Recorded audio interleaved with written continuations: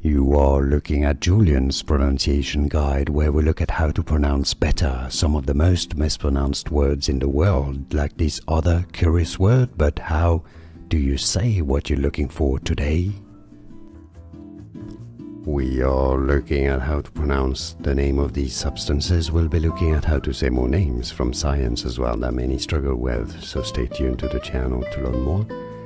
Per and polyfluoroalkyl substances, so that's how you can pronounce these phrases, per and polyfluoroalkyl substances. Now if you wanted to say both, that's perfluoroalkyl, and polyfluoroalkyl substances. Does that make sense? I hope it does. Like this video if you found it useful. Appreciate your support. More videos for you here to learn more. I'll see you there. Thanks for watching. Here are more videos on how to pronounce more confusing words and names too many mispronounced. Like this video if you found it useful. I appreciate your support. I'll see you soon and thanks for watching.